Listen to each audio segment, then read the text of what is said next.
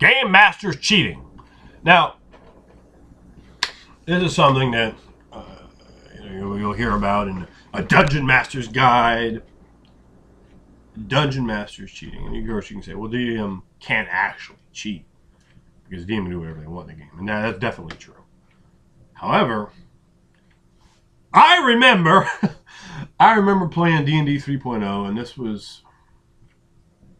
might have actually been the first time I'd played in a D&D 3.0 game outside of the very first look I had when Joe Hoff ran it, and it didn't go real well.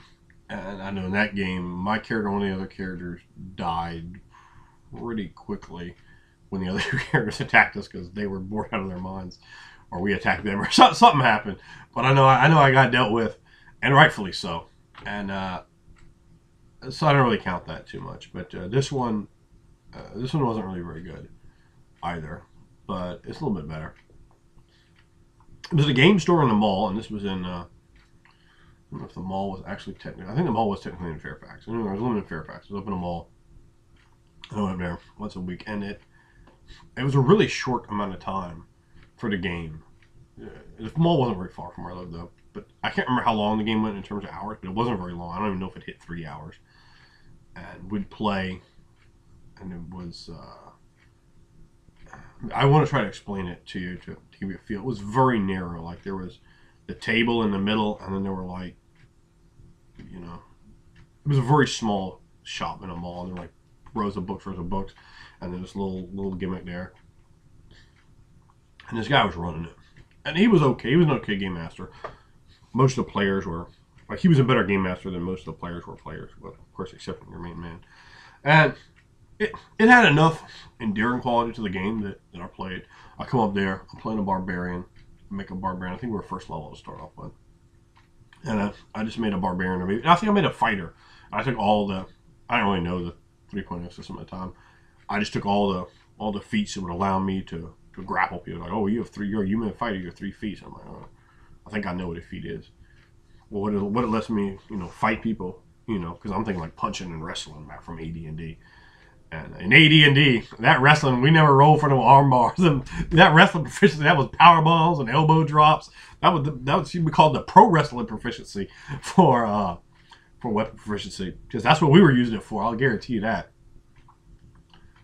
And I'm still mostly AD&D second edition, first edition. I don't really know. Again, that's the second time ever playing it. So they're putting the deal together and showing me, and I said, I just want to be able to fight with my hands. I'm like, oh, we'll be a monk. I was like, I don't want to be a monk. That's all this stuff I don't want. I just want to be a big dude that can just stick you in the face. And all right, so my character obviously was amazingly underpowered. I had either a 10 or a 12 dexterity. I think my armor class was just 10. It might have been a massive 11. And I didn't wear armor. So I'm a fighter without armor, without weapons, and all I had was these fistuses. And that was enough. Because I'd go in there, when I successfully attack someone, and you can see that in Within the Ring of Fire, which you can pick up a drive-through RPG directly from your main man. So you can come across on Underwood on Facebook and get all the PDFs, only $75 for every PDF ever come out for it, first 5 out, and you get your stuff first. Boom! Worked that plug-in, didn't I?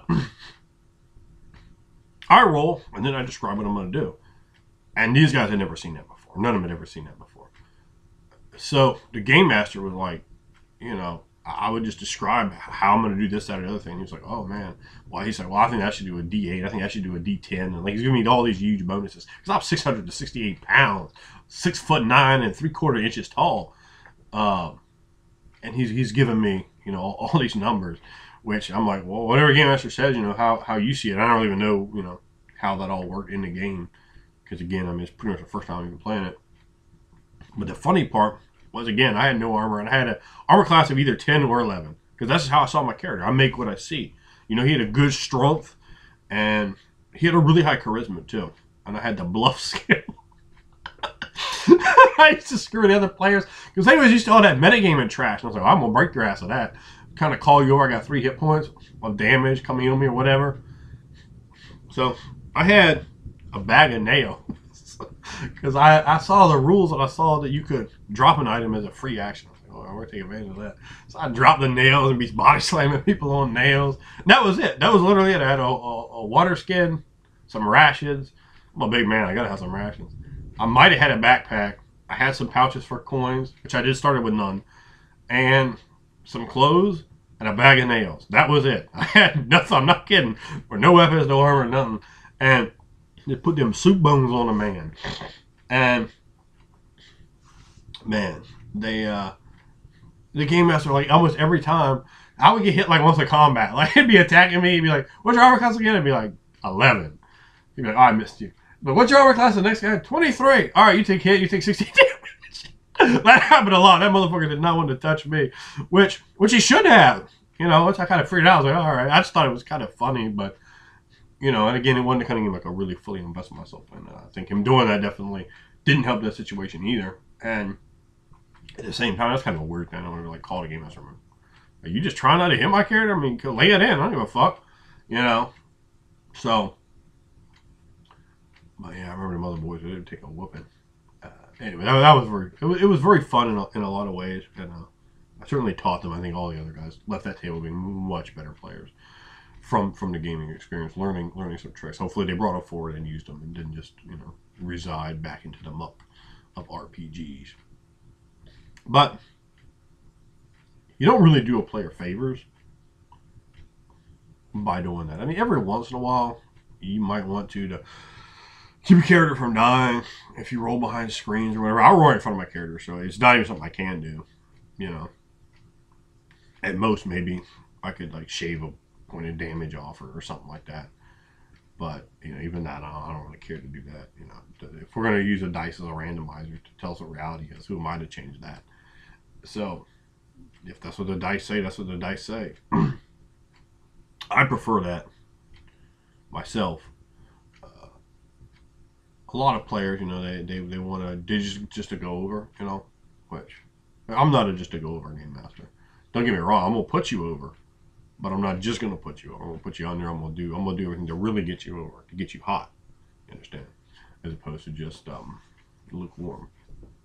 But I'd like to hear from you and your experience down there. If you had the experience of not really being subject to that same sort of hardship, having a game master cheat on your behalf to keep your character alive, or just in general, just to,